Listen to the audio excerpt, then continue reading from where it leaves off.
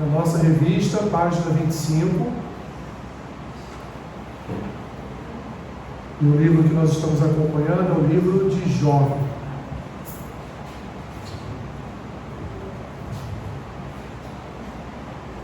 Vamos orar antes de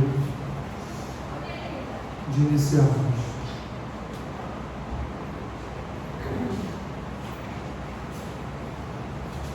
Senhor, glórias te damos, Pai, por mais um dia de vida, por mais uma manhã em que as tuas misericórdias foram renovadas sobre nós. Fala conosco através dessa escola bíblica, através de tudo que veremos aqui nestes minutos, nesta manhã, que o nosso coração possa sair daqui cheios da tua palavra, edificados, Senhor, pela história de Jó e por tudo aquilo que cerca a história do teu servo. Abençoa-nos nesta manhã, é o que te pedimos e já te agradecemos por tudo, no nome santo do Senhor Jesus. Amém. Amém. Então, meus irmãos, nós na aula passada vimos um pouco dos discursos dos amigos de Jó. Quem eram os 3 amigos de Jó? Elifaz, Bildade e Zofar, né? Então Jó tinha 3 amigos íntimos aí que, diante de todo o seu sofrimento, estavam no primeiro momento em silêncio. Mas a partir do momento que Jó amaldiçoa o dia do seu nascimento, os seus 3 amigos resolvem então falar com Jó, trazer a Jó algumas palavras. E como nós vimos na aula passada, essas palavras foram palavras de conforto? Não. Foram palavras de consolo? Não. Foram palavras que ajudaram Jó? Não. Não ajudaram a Jó. Então nós vamos continuar dentro dessa série de conversas de Jó com seus amigos, porque na verdade, o que nós vamos ver, deixa eu voltar aqui a lição passada, o que nós vamos ver do capítulo 4 até o capítulo 21, são 3 conversas que esses 3 amigos tiveram com Jó. Então são 3 rodadas de conversas. A primeira rodada nós vimos na aula passada, e nessa aula agora, cujo nome é Consoladores Molestos, nós vamos ver a segunda e a terceira rodadas de conversas dos amigos de Jó com Jó, tá bom? Que vocês vão perceber que no fundo não mudou absolutamente nada. Houve até uma progressão nas suas palavras duras em relação a Jó, em que pese eles terem falado menos no segundo e no terceiro discurso, falaram menos do que no primeiro, tá bom? Há de se observar também que dentro dessas 3 rodadas de conversas, o único que não completou a terceira foi Zofar. Então Zofar, ele não teve uma terceira conversa com Jó, não teve uma terceira rodada de conversa com Jó. Então, dando uma olhadinha aí, minhas irmãs, na introdução, olha o que diz aí na página 24. Elifaz, Bildade e Zofar, amigos de Jó, têm demonstrado uma considerável dificuldade em oferecer apoio efetivo ao seu amigo que enfrenta graves tribulações. Sem se apoiarem nas verdades consoladoras do Evangelho, eles se limitam a proferir palavras vazias e acusações infundadas. Em vez de aliviar o sofrimento de Jó, suas palavras apenas intensificam sua dor, levando Jó a chamá-los de consoladores molestos. Isso está aqui nas Escrituras. Dá uma olhadinha no capítulo 16, versículo 2 de Jó. Olha o que Jó diz: tenho ouvido muitas coisas como estas. Todos vós sois o quê? Abriram aí, Jó, capítulo 16, versículo 2. Deixa a Bíblia aberta aí em Jó. Tem não, revista? Jó 16, não tem, Dilma, porque toda semana alguém esquece a revista em casa, pega mais uma. Esquece, pega mais uma. Esquece, Eu acho que tem umazinha aí, vê aí. Aí a gente acaba ficando sem, porque o pessoal esquece, aí pega de novo. Me deram para ela errada. Essa não. Não, não é essa não. Essa é a anterior. Então olha o que diz Jó capítulo 16, versículo 2: tenho ouvido muitas coisas como estas, todos vós sois o quê? Consoladores molestos. Então aqui não foi uma invenção do escritor do livreto que botou o nome do capítulo de consoladores molestos, não. Jó disse para os seus amigos: olha, vocês não passam de consoladores que na verdade estão me molestando, estão me trazendo mais preocupações, mais problemas do que soluções para os meus problemas. E aqui, minhas irmãs, na revista, nós vamos ver aqui, no primeiro momento, no item 1, nós vamos ver um discurso dos amigos de Jó, que é um discurso direto e sem disfarce.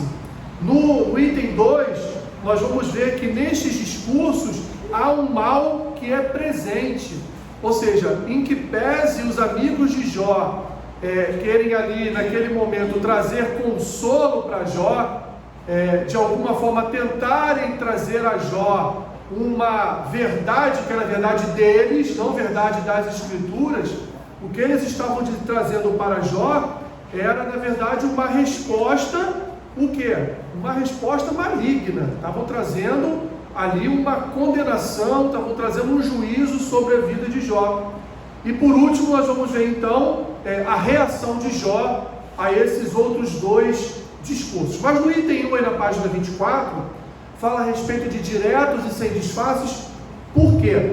Vamos ver aí. Porque no livro de Jó são registradas 3 rodadas de debates entre Jó e seus 3 amigos. Na lição anterior tratamos da primeira rodada e nesta abordaremos as 2 seguintes. Alguns pontos importantes facilitam a compreensão desses diálogos. O padrão de alternância se mantém, com os amigos de Jó falando na mesma ordem: Elifaz, Bildade e Zofar, exceto pelo fato de Zofar não participar da terceira rodada, ou seja, na terceira rodada de conversa, Zofar faz o quê? Fica em silêncio. Observa-se também que as intervenções vão se tornando progressivamente mais breves, indicando que eles estão ficando sem argumentos convincentes. Nestas rodadas, as acusações contra Jó são mais diretas e já não se disfarçam de tentativas de consolo. Fica evidente que o objetivo deles se transformou em superar Jó do debate, ignorando seu sofrimento e dor. Jó rebate cada um deles, mas dirige a maior parte de suas palavras a Deus. Já ouviram falar que aquela discussão entre 2 amigos, que cada um dos dois vão colocando mais palha no fogo? Já viu isso? Ao invés de alguém jogar um copo de água ali e apagar o fogo, né? Eles ficam botando mais palha, mais palha, mais palha, mais palha, até o momento que o fogo, né? E era o que estava acontecendo aqui com Jó. Os amigos de Jó, depois que Jó deu a primeira resposta a eles, os amigos de Jó, ao invés de se calarem e ali só orarem por Jó, ou mudarem o seu discurso, eles agora querem o quê? Querem afrontar Jó. Ué, já que você não está concordando com o que a gente está falando, então a gente vai mais fundo ainda, né? Vamos aí, uma expressão que se usa muito, os jovens usam muito, né? Vamos esculachar você mais ainda, né? Nós vamos acabar com você mais ainda. Você está pensando o quê? Que você não está pagando o preço pelo teu pecado? Você está achando o quê? Que o teu sofrimento não é oriundo de um pecado que você tem, de um pecado que você cometeu? Não, Jó. E aí é que progressivamente e de forma mais dura, mais direta e sem aquela máscara do consolo, porque no primeiro discurso os amigos de Jó chegaram lá, né, bem amigos mesmo. Olha, Jó, será que por trás de todo esse sofrimento não tem um pecado aí escondido, oculto? Olha, Jó, suas palavras contra Deus foram muito duras, dizendo que você amaldiçoou o dia do seu nascimento. Não fale assim, né? Sem eles nem saberem o que se passava por dentro de Jó diante de tanto sofrimento, não é verdade? Então, no primeiro discurso, na primeira rodada de conversas, de bate-papo, os amigos de Jó ainda tentaram disfarçar, ainda tentaram ali se passar como verdadeiros amigos, bonzinhos, que estavam tentando ajudar, né?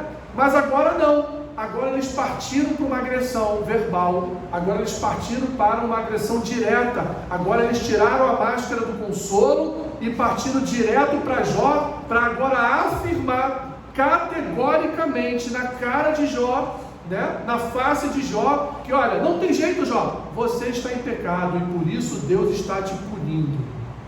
E aí nós vamos ver, meus irmãos, já na página 25, o item 2 fala sobre o mal presente nos discursos. É importante também registrar que vamos agora notar uma malignidade desses discursos, porque afinal de contas os discursos mudam completamente, ou seja, eles passam a trazer sobre a vida de Jó uma reflexão sobre a justiça divina, dizendo, olha, o justo ele não sofre como você está sofrendo. Como assim? Falta de conhecimento, né, pastor? Exatamente, eles não estavam aplicando o evangelho à vida de Jó, eles estavam aplicando ali a dureza da lei, a dureza da legalidade, a dureza de algo que se criou no mundo cristão. Olha só, não é só lá atrás não, hoje em dia assim também. O crente tem a tendência de achar que o seu irmão está sofrendo porque ele está cometendo algum pecado, porque ele está andando por caminhos tortuosos, porque fez alguma coisa errada, porque orou pouco, porque lê pouco a Bíblia, porque vai pouco à igreja. Então, continua ainda no meio cristão essa tendência do julgamento de Elifaz, Bildade e Zofar, achando que a causa do sofrimento de um crente é porque alguma coisa está errada na vida dele. Quando nós, meus irmãos, como diz o livro de Eclesiastes, o sol e a chuva está para todos. O calor e o frio atinge a todos. O Senhor Jesus pegou chuva, pegou sol na cabeça no deserto, né? Ele teve dores de barriga, ele deve ter tido dores de cabeça, porque era um homem, como qualquer um de nós, limitado no seu físico. Você sabia disso? O Senhor Jesus, ele era um homem limitado no seu físico. O fato dele ser Deus não influencia na sua limitação física. Ele, ao final dos 40 dias no deserto, em jejum, não teve fome? O texto lá em Mateus diz o quê? Ele teve fome. Jesus não chorou no Getsêmani de desespero, porque ele sabia o que ele estava por passar nos próximos dias? Isso é o quê? Isso é a humanidade. Então Jesus foi homem e foi Deus, o que a gente chama de uma união hipostática, ou seja, a divindade e a humanidade ali unidas para o propósito de salvar o homem. Então Jesus sentiu isso tudo. Por que nós, simples mortais, não iremos sofrer? Né? Por que nós, simples mortais, não teremos dor de cabeça, não teremos dor de barriga, não teremos um resfriado, uma gripe, dores no joelho, né, Maria? Por que nós, simples mortais, não passaremos por isso? Não, todos nós passaremos. Em algum momento das nossas vidas, meus irmãos, nós passaremos também por tribulações, passaremos também por tempestades, passaremos também por dias maus. O que disse o Senhor Jesus? No mundo tereis aflições, mas tende bom ânimo, porque eu venci o mundo. O que ele diz lá em Mateus capítulo 6, quando ele fala da solicitude da vida, quando ele fala dos patos, das aves dos céus, dos lírios do campo, ele termina o texto falando que, olha, basta ao seu dia o seu próprio mal. O próprio Senhor Jesus deixou registrado que os dias seriam maus. Então, minhas irmãs, nós não estamos livres de passarmos por dias maus, não estamos livres de passarmos por momentos de tribulação, não estamos livres de passarmos por períodos de tempestades. Isso é normal, isso é comum dentro de uma humanidade caída, dentro de um mundo caído, dentro de um mundo que a própria Escritura nos revela que ele jaz no maligno. Então é essa compreensão que nós precisamos ter quando nós nos encontramos com alguém em sofrimento, quando nós nos encontramos com alguém que está passando por tribulação, de levar a esta palavra a mensagem do refrigério, a mensagem da graça, a mensagem do amor, e não a mensagem de julgamento, não a mensagem de um peso sobre a vida daquela pessoa, porque a pessoa já está ali mal, a pessoa já está ali completamente, às vezes, destruída por tudo que está acontecendo com ela. E aí chega lá, chega o Elifaz, chega o Bildade, chega o Zofar e faz o quê? Joga a última pá de cal, né? A pessoa já está morta, enterrada, você vai lá jogar a última pá de cal, pronto, morre de vez. Era o que eles estavam fazendo aqui aqui com Jó. Então no item 2, o mal presente nos discursos, na letra A diz assim, a reprovação das palavras de Jó. Capítulo 15, versículos 2 a 5 diz assim, porventura dará o sábio resposta à ciência de vento, e encher-se-á a si mesmo de vento oriental, arguindo com palavras que de nada servem, com razões de que nada aproveita? Tornas vão o temor de Deus e diminuís a devoção a Ele devida, pois a tua iniquidade ensina a tua boca, e tu escolheste a língua dos astutos. Olha o que Elifaz está dizendo para Jó. Na segunda intervenção de Elifaz, ele é mais direto do que ele foi na primeira.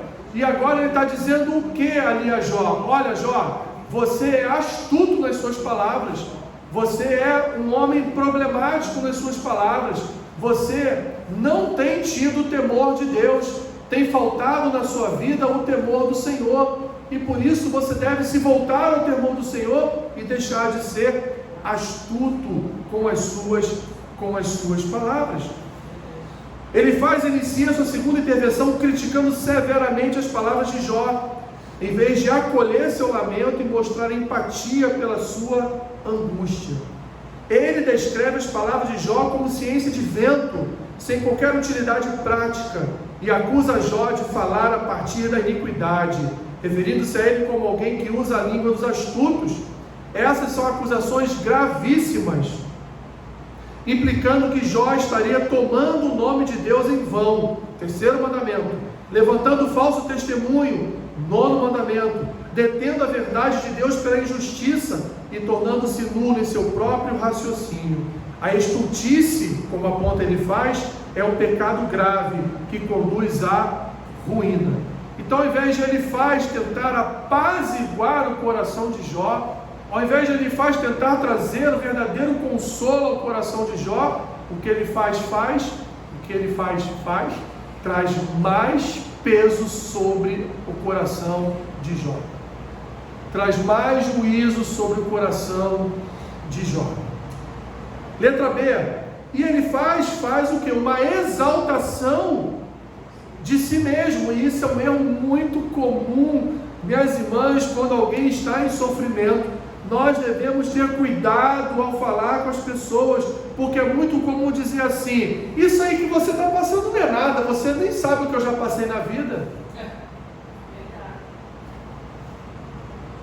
Ah, meu irmão, minha irmã, poxa, você está sofrendo por causa disso? Está sofrendo por causa disso? Deixa eu te falar então um pouquinho da minha vida para você ver o que é sofrimento. O que é isso? Isso é uma autoexaltação. A pessoa não está querendo saber da sua vida, se você sofreu mais ou se sofreu menos. Ela está precisando ali naquele momento de uma palavra de conforto, de alívio. Às vezes ela nem está precisando de uma palavra, às vezes ela está precisando de um abraço, só isso, um abraço silencioso. Ou está precisando que você só sente do lado dela, pegue na mão dela e chore com ela naquele momento ali. Mas muitos, infelizmente, tem esta cultura, minhas irmãs, cultura maligna, de querer expressar que a sua vida é mais sofrida do que aquele que está sofrendo, como se isso em algum momento, como se isso em certa medida fosse ajudar aquela pessoa, mas não vai ajudar em absolutamente nada. Na verdade, o que vai acontecer é trazer piores consequências para aquela pessoa. Aquela pessoa vai se sentir muito mal diante daquele discurso, porque até mesmo ela pode pensar: é verdade, né? Fulano já passaram por tanta coisa, eu aqui estou sofrendo por causa disso. Como eu sou fraco, como eu preciso melhorar. E aí, ao invés da pessoa melhorar, ela vai só se afundando numa autocomiseração, né? Num autoflagelo, como se ela fosse ali, estivesse aplicando uma autofagia na sua própria vida, fosse canibal de si mesma, né? Estivesse se retroalimentando do seu próprio sofrimento, e com isso ali não vai melhorar nada, porque quem que era, entre aspas, o amigo ou a amiga que poderia ajudar, que poderia consolar, não está ajudando, não está consolando de forma alguma. Letra C, na página 26.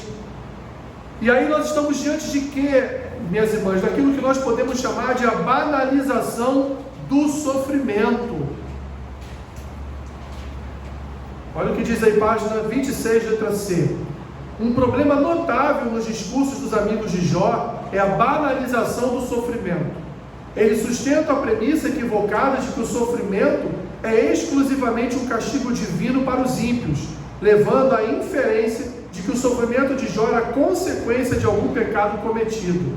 Jesus refutou claramente essa ideia.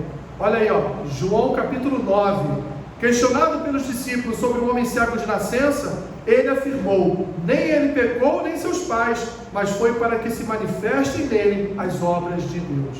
Lembra lá do capítulo 9 de João, que nós vamos voltar a ele hoje na pregação das Escrituras, o que os discípulos de Jesus falam para Jesus: Senhor, este homem é cego de nascença por causa do pecado dos seus pais? E aí Jesus diz: não, nem pelos pecados dele, muito menos pelos pecados de seus pais. Na verdade, ele é cego de nascença para que a glória de Deus venha se manifestar sobre ele. E logo depois Jesus cura esse cego de nascença. O próprio sofrimento, minhas irmãs, do Senhor Jesus é um argumento definitivo contra essa tese. Quer dizer então que Jesus foi injusto? Quer dizer que Jesus, durante os seus 33 anos de vida aqui na terra, ele pecou? Ele fez algo contra o Senhor? Não. Ele foi o cordeiro que foi levado ao matadouro de forma injusta, num julgamento cruel, maligno e sem aplicação nenhuma de nenhuma lei. Então Jesus foi levado ao matadouro pelos seus adversários sem ter nenhuma culpa, mas já no Calvário ele levou sobre si todas as nossas culpas. Mas enquanto ele estava caminhando ali na terra nos seus 33 anos de vida, Jesus era um homem irrepreensível. Jesus foi um homem que não pecou. Jesus foi um homem que nunca disse uma só palavra ou se utilizou de uma só expressão contra o Senhor. Pelo contrário, Jesus curou, Jesus libertou, Jesus pregou o reino de Deus, Jesus fez tudo aquilo que o Pai o designou para ser feito, para fazer. Então Jesus era um injusto? Não. Então aqui, pela própria história do Senhor Jesus, nós podemos chegar à conclusão de que não. Os amigos de Jó estavam completamente errados no seu julgamento quanto à responsabilidade de Jó pelo sofrimento que ele estava sofrendo. Então, meus irmãos, ao tratar o sofrimento alheio, devemos evitar generalizações, tais como: a vida é assim mesmo, esse sofrimento é para o seu bem, né? Isso deve ser por algum pecado que vocês tenham cometido. Então a pessoa que está sofrendo, ela não quer ouvir esse tipo de palavra. Esse tipo de palavra não importa a ela, não interessa a ela, não vai ajudá-la em absolutamente nada no seu sofrimento, na sua dor, na sua tribulação, né? O que vai adiantar você estar vendo uma pessoa desanimada, em depressão, triste, abalada, amargurada e falar: a vida é assim mesmo, a gente sofre mesmo, está tudo certo. Ela não quer ouvir isso. Ela quer ouvir ali uma oração da sua parte, ela não quer ouvir ali uma palavra de consolo das Escrituras, ou até mesmo somente o seu silêncio. Então, meus irmãos, para essas últimas duas rodadas de conversa, nós tivemos as reações de Jó, que está aí na página 27 do item 3. As falas dos amigos de Jó, longe de trazerem bênçãos, exacerbaram seu sofrimento. Embora a principal fonte de aflição de Jó fosse o sofrimento imposto por Deus, as palavras de seus amigos ampliaram essa angústia.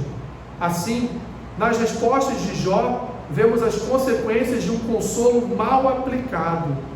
E o primeiro deles Jó estava exausto. Letra A, exaustão. Olha o que diz aí os versículos, capítulo 16, versículos 6 ao 8. Se eu falar, a minha dor não cessa. Se me calar, qual é o meu alívio? Na verdade, as minhas forças estão exaustas. Tu, ó Deus, destruíste a minha família toda. Testemunha disto é que já me tornaste encarquilhado. A minha magreza já se levanta contra mim e me acusa cara a cara. Então aqui no capítulo 16 da Bíblia, versículos 6 ao 8, Jó está expressando a Deus o que? Cansaço. Ele, Senhor, o Senhor já me destruiu toda a minha casa, olha como está a minha magreza, ou seja, Jó está dizendo, eu estou sem saúde, eu estou leproso, sem saúde, à beira da morte. Então é como se Jó estivesse dizendo para Deus entre linhas, né? Senhor, mata-me logo, leva-me logo. E esse é um discurso de uma pessoa exausta, é o discurso de uma pessoa cansada, é o discurso de uma pessoa que não aguenta mais sofrer, e tudo isso foi intensificado com a ajuda dos, entre aspas, amigos de Jó, que ao invés de levantá-lo, só acabaram por enterrá-lo definitivamente. Além do desafio de lidar com a sua própria situação, na apostila, tá? Jó expressa que nem falar, nem permanecer em silêncio lhe proporcionava alívio.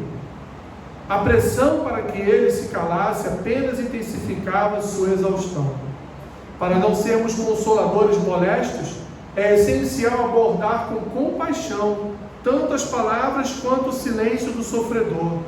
Tentar forçar uma mudança de atitude não é benéfico. Então esse negócio de falar, sai daí, levanta essa cabeça, sai dessa cama, reage. Minhas irmãs, isso não ajuda em nada. Em nada. Faz isso, faz aquilo. Nós sempre queremos ter a solução para o problema alheio. Não temos solução para os nossos problemas, mas queremos ter solução para os problemas de alguém na nossa casa, de alguém no trabalho, de um vizinho na nossa rua. Queremos sempre ser o solucionador de problemas, né? Aquele que sempre está ali e traz as respostas para tudo. Mas nós não temos, minhas irmãs, resposta para tudo. Aliás, temos respostas para pouquíssimas coisas nesta vida. Não é verdade? A gente não entende muita coisa que acontece. A gente até tenta entender, mas a gente não entende muitas coisas que acontecem na nossa vida e na vida de outras pessoas. Jó também estava ali com um sentimento de abandono. Olha aí novamente o capítulo 16, no versículo 20. Os meus amigos zombam de mim, mas os meus olhos se desfazem em lágrimas diante de Deus.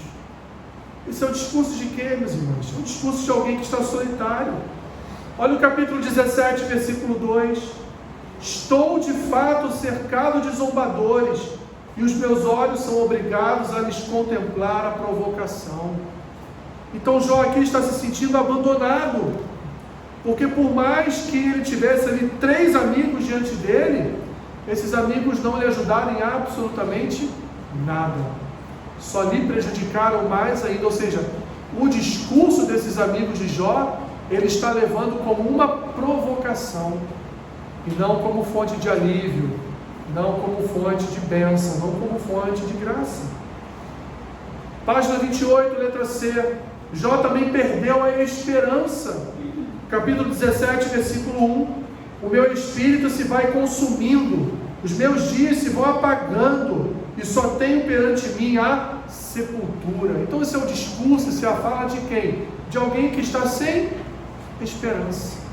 Aqueles que seriam os portadores da esperança para a vida de Jó, trouxeram a Jó o que? Desesperança. Trouxeram a Jó desânimo. Trouxeram a Jó tristeza. Trouxeram a Jó amargura. Tanta amargura que ele só enxerga uma coisa diante de si mesmo: a sepultura. A única saída que Jó vê para a sua vida é a morte, é a sepultura. E quantos têm, as irmãs, sofrido da mesma amargura de Jó? Quantos, às vezes dentro da sua casa, às vezes na sua rua, às vezes parentes de um colega de trabalho, tem passado por momentos de amargura na sua alma, que essa pessoa olha para frente e a única coisa que ela enxerga é: melhor é morrer, é a morte, é a sepultura, e acabam fazendo o quê? Vocês sabem. E isso é muito triste, porque são pessoas que gritam por palavras de consolo, são pessoas que berram por ajuda, mas não há uma só alma que possa consolar, levar o evangelho a essa pessoa, não o evangelho de fariseus com julgamento, mas levar essa pessoa o evangelho da graça, do amor de Cristo, levar essa pessoa ânimo, levar essa pessoa novidade de vida. Letra D, súplica por compaixão. E aí Jó, no capítulo 19, um pouquinho mais à frente, o versículo 21 ao 27, Jó diz assim: compadecei-vos de mim, amigos meus, compadecei-vos de mim, porque a mão de Deus me atingiu. Por que me perseguis como Deus me persegue, e não cessais de devorar a minha carne? Quem me dera fossem agora escritas as minhas palavras, quem me dera fossem gravadas em livro. Olha que engraçado, né? Estão gravadas em livro.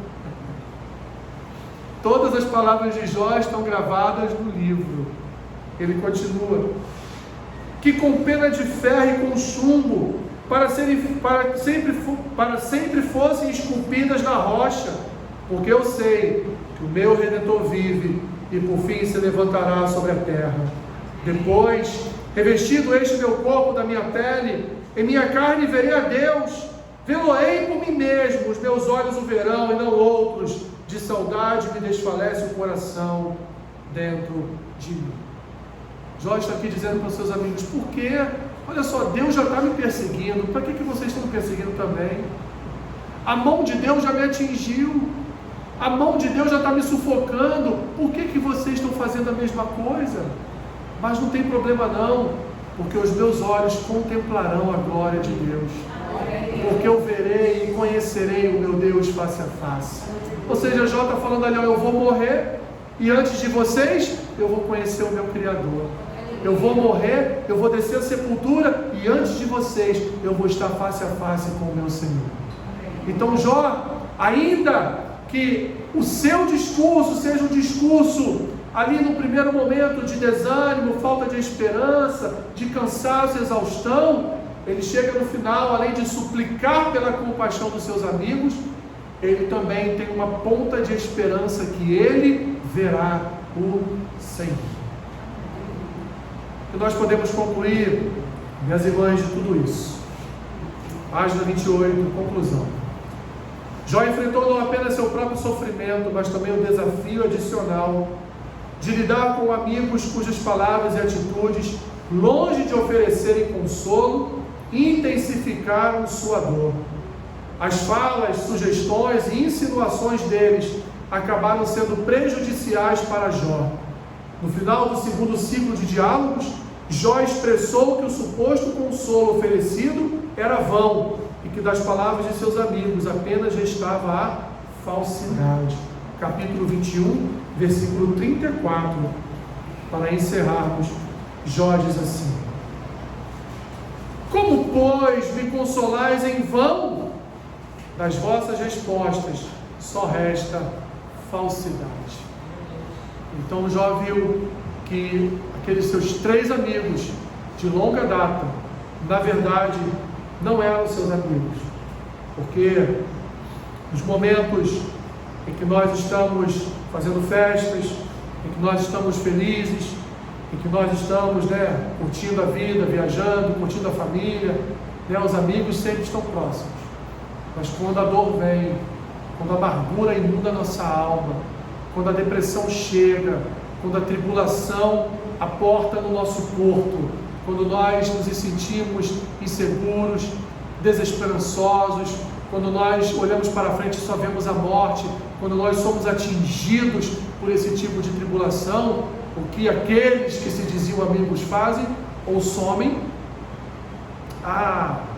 Fulano está muito chato. A fulana só fala de problema, está toda amargurada, não aguento mais. que perturbação, toda hora a mesma coisa. E aí, abandonam os amigos, entre aspas, abandonam. Mas o amigo de verdade é aquele que está junto no bom e no mau momento. É aquele que sorri quando você sorri, é aquele que chora quando você chora, é aquele que se alegra com suas vitórias, e é aquele que se entristece e se amargura também na sua alma quando você está em tribulação, quando você está em tristeza. Esse é o verdadeiro amigo, essa é a verdadeira amizade que Deus nutre e que Deus, através da comunhão, impõe, através da sua palavra, sobre todos nós. Então, o que vimos aqui, meus e minhas irmãs, do capítulo 4 até o capítulo 22 de Jó, são amigos falsos, que não quiseram ajudar a Jó.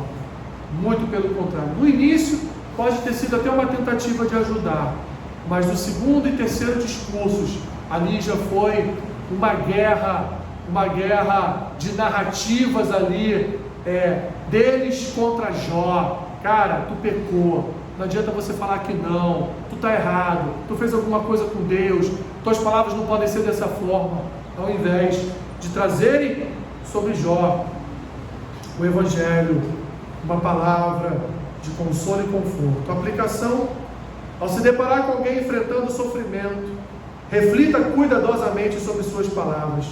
Como servo de Deus, busque falar de maneira que suas palavras edifiquem e transmitam graça. Ore para que Deus guie suas palavras, conceda-lhe sabedoria para escutar e orientar o sofredor, de modo que as suas interações tragam alívio e não agravem o sofrimento alheio.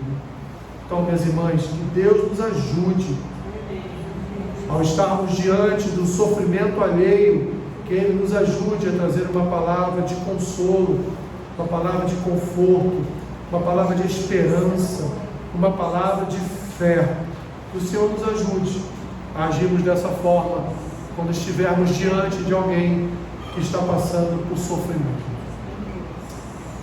Pai Santo, Pai querido, obrigado pela Tua palavra. Ela é bálsamo para os nossos corações. Ela nos ensina, ó Deus, a maneira que devemos nos comportar como homens e mulheres de Deus diante de tantas situações dessa vida. Que o Teu Santo Espírito guie os nossos passos, que o Teu Santo Espírito guie as nossas palavras, para que não venhamos a nos encontrar no erro, ó Senhor, porque a língua de fato, ela é poderosa para fazer bem, mas também para fazer mal. Ajuda-nos, enquanto homens e mulheres do Teu reino, a sempre ter uma palavra de consolo para aqueles que sofrem. Assim te pedimos e te agradecemos por esta aula, em nome de Jesus. Amém.